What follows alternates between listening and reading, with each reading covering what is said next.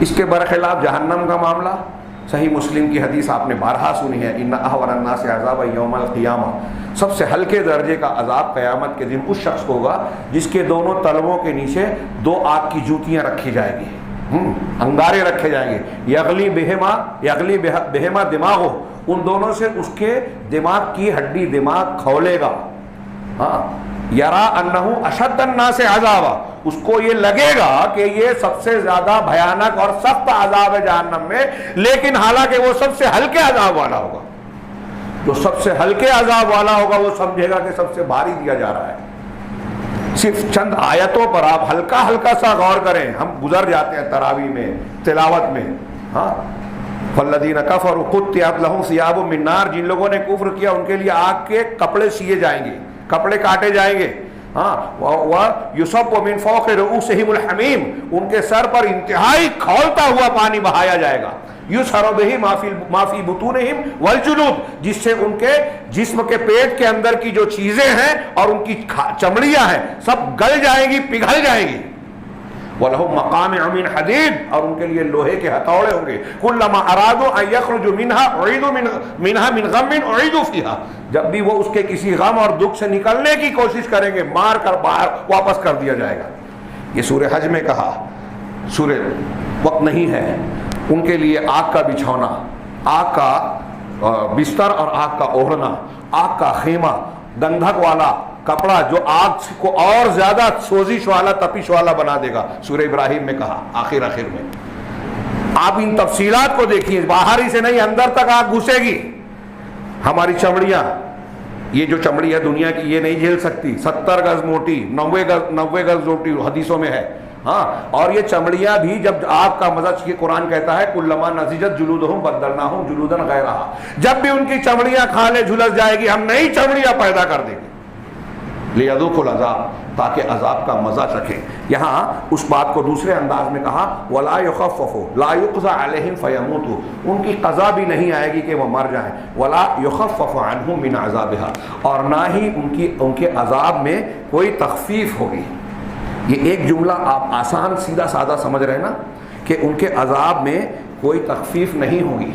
یہی معنی سورہ نبا کی جس آیت میں ہے فذوقوا فلن نزیدکم الا عذابا، اللہ تعالیٰ جو ان کو جہنم میں ڈالنے کے بعد جہنمیوں سے جو باتیں کہے گا تو اس میں سے ایک بات یہ ہوگی کہ فذوقوا، اس کا مزہ چکھو، اس عذاب کا مزہ چکھو، فلن نزیدکم الا عذابا، ہم تمہارے عذاب میں عذاب کے علاوہ اور کسی چیز میں اضافہ نہیں کریں گے۔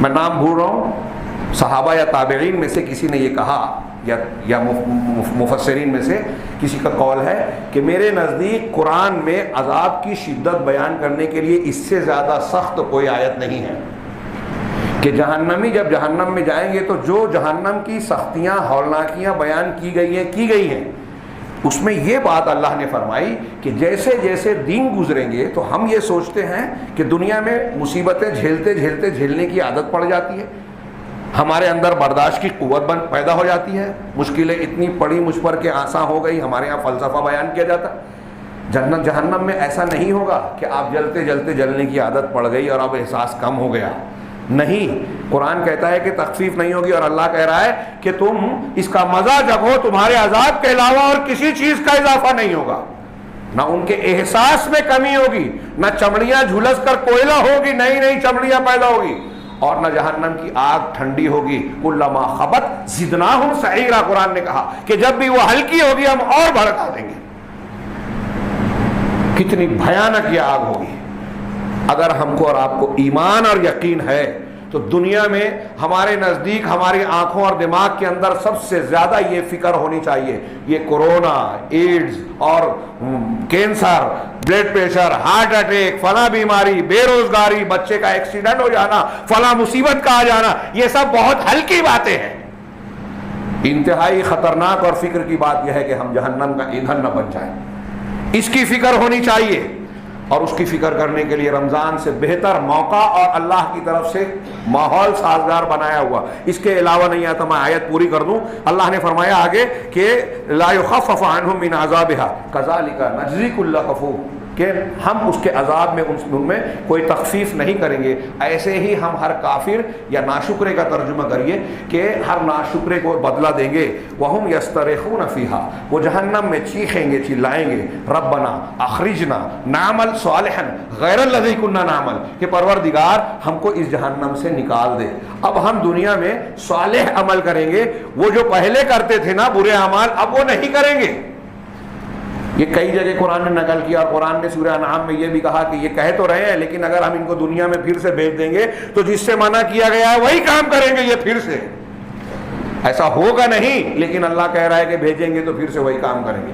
وہ اس میں چیخیں گے, چلائیں گے کہ پروردگار ہم کو اس سے باہر نکال دے. نعمل صالحا, نیک عمل کریں گے, غیر الذی کنا نعمل, جو پہلے برے اعمال کرتے تھے اس سے ہٹ کر اچھے عمل کریں گے. ہاں, لیکن اللہ کی طرف سے جواب دیا جائے گا کہ اولم نعمرکم ما یتذکر فیہ من تذکر, کہ کیا ہم نے تم کو اتنی عمر نہیں دی تھی کہ جس میں اگر کوئی شخص نصیحت حاصل کرنا چاہتا, دوسرے لفظوں میں کہوں کہ سدھرنا چاہتا, جہنم سے اپنے آپ کو بچانے کی کوشش کرنا چاہتا, تو جو نصیحت کرنا چاہتا, سدھرنا چاہتا, وہ نصیحت حاصل کر سکتا تھا. ہم کو جو عمر ملی ہے یہ ہمارے لیے حجت ہے اللہ کی طرف سے. جتنے بھی, اب آپ ایک آدمی نوجوانی میں مر رہا ہے, ادھیڑی میں مر رہا ہے, بڑھاپے میں مر رہا ہے, ہر مدت اتنی ہے کہ ہم قرآن سمجھ سکتے ہیں, دین سمجھ سکتے ہیں, اپنے گناہوں سے اللہ تعالیٰ کے سامنے گڑ گڑا کر رو کر توبہ طلب کر سکتے ہیں. ہمیں ایک رمضان بھی مل گیا تو کافی ہے صحیح ڈھنگ سے, ایمانداری کے ساتھ. اس کا یہ مطلب نہیں کہ ایک رمضان میں آپ اچھے ہوں دوسرے میں برے, جیسے ہمارے ہاں بدعتی طریقہ شارٹ کٹ جنت کا لوگوں نے بنایا. 15 شعبان کو عبادت کی سمجھ لیا کہ سال بھر کا معاملہ ہو گیا. یہ شیطانی دین, بدعت والا, شیعوں کا بنایا ہوا شیطانی دین ہے جس نے رمضان سے غافل کر دیا, اس کی قیمت سے غافل کر دیا, اصل نیکی اختیار کرنے سے لوگوں کو روک دیا, ایک دن کی نماز اور سال بھر بے نمازی بنا دیا.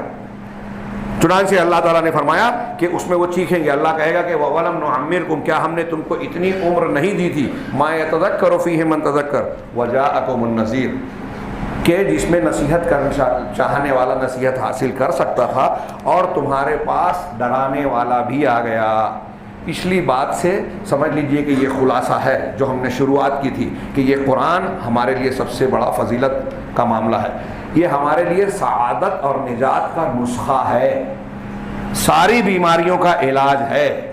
یہ جتنی پریشانیاں ہم کو ارد گرد میں نظر آ رہی ہیں ان سب کا نسخہ کیمیا قرآن مجید میں ہے, یہاں تک کہ کورونا کا بھی, جس سے لوگ دہشت زدہ ہیں. تو اللہ کہہ رہا ہے کہ اس میں آپ, یہ ڈرانے والا کیا ہے, ڈرانے والی چیز کیا ہے جو آ چکی ہمارے پاس, یہ قرآن ہے, رسول کی تعلیمات ہیں, اور قرآن اور حدیث کو جاننے والے علماء, دعات اور یاد دہانی کرانے والے واعظین ہیں جو ہم کو بار بار جنت, جہنم, قرآن, حدیث, توحید, شرک, بدعت, ان کی اچھائیاں برائیاں, جو اچھی چیزیں اچھائیاں, جو بری چیزیں برائیاں بیان کرتے ہیں, لیکن ہم سننے کے لیے کان نہیں رکھتے.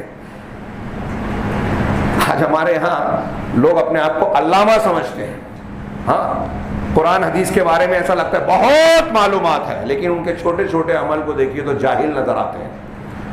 عقیدہ صحیح نہیں ہے لوگوں کا, معاف کیجئے گا, دوسروں کی بات چھوڑیے.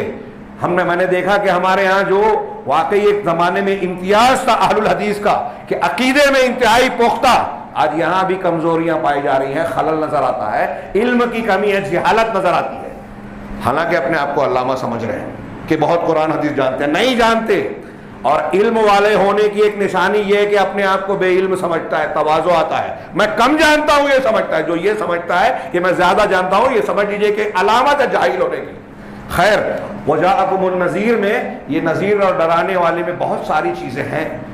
قرآن ہے, حدیث ہے, اللہ کے رسول کی تعلیمات ہیں, یہ قرآن آیا, اور ساتھ ساتھ ڈرانے والی یہ چیزیں بھی ہیں جو اللہ تعالیٰ ہر سال اور ہر ماحول میں ہم کو دکھا رہا ہے. آج پوری ہی دنیا میں کورونا کی وبا جو ہے دہشت بنی ہوئی ہے, خوف کی وجہ بنی ہوئی ہے, یہ بھی ڈرانے والا ہے. ہم سوچیں کہ یہ بھی اللہ کی طرف سے ہے. ایک چھوٹی سی بیماری آ گئی تو لوگ دہشت زدہ ہیں, اللہ کا بڑا عذاب آئے گا تو کیا حال ہوگا.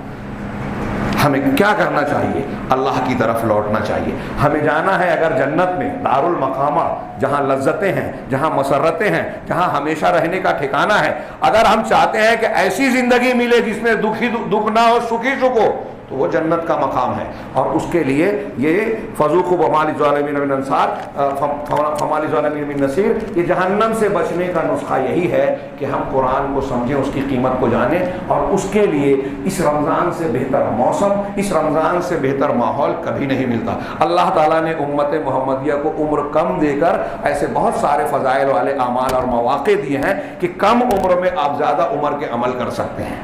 30 روزے میں آپ ہزاروں روزے کا ثواب لے سکتے ہیں. غریبوں کو روزہ، امیروں کو، غریبوں کو، روزے داروں کا افطار کروا کر، ہاں لیلۃ القدر اور رمضان کی فضیلتوں پر عمل کر کے ایک ہی مہینے میں آپ ہزاروں سال کا اجر و ثواب حاصل کر سکتے ہیں، سینکڑوں ہزاروں سال کا. اللہ تعالیٰ نے رمضان کے شروع ہوتے ہی جنت کے دروازے کھول دیے، جہنم کے دروازے بند کر دیے، شیاطین کو قید کر دیا. یہ ہم سب جانتے ہیں. کیوں یہ اہتمام؟ کیوں اجر و ثواب بڑھا دیا گیا؟ قرآن اور عمل کو زیادہ سے زیادہ اس کی طرف راغب کیا گیا، کچھ اور نیکیاں اور عبادات مشروع کر دی گئی. کیوں؟ تاکہ جنت میں داخل ہونا ہمارے لیے آسان ہو جائے. اب ایسے میں بھی میں اکثر یہ بات کہتا ہوں، اگر ایسے میں بھی کوئی شخص اپنی بخشش نہیں کروا رہا ہے تو یقیناً وہ فرشتوں کے سردار حضرت جبریل کی بد دعا کا مستحق ہے کہ وہ شخص اس پر وہ اللہ کی رحمت سے دور ہو جس کو رمضان مل جائے اور اپنی مغفرت نہ کرا لے، جہنم سے اپنے آپ کو آزاد نہ کرا لے. اس سے بڑا بدقسمت کون ہو سکتا ہے؟ یہ رمضان مل جائے اور قرآن سے نہ جڑے، قرآن کو سمجھنے کی کوشش نہ کرے. جبریل علیہ السلام نے بد دعا دی اور انبیاء کے سردار نے آمین کہا. اللہ تعالیٰ سے دعا ہے کہ وہ ہمیں اس بد دعا سے محفوظ رکھے، اس رمضان المبارک میں ہمیں متقی، پرہیزگار اور قرآنی انسان بنائے، اور اس لائق بنائے کہ دنیا اور آخرت کی ہر مصیبت اور فتنے سے ہم محفوظ ہو جائیں. اقول قولی ھذا واستغفر اللہ لکم ولسائر المسلمین وصلی اللہ علی نبینا محمد. بارک اللہ لنا ولکم فی القرآن المجید ونفعنا وإیاکم بالآیات والذکر الحکیم انہ تعالی جواد کریم.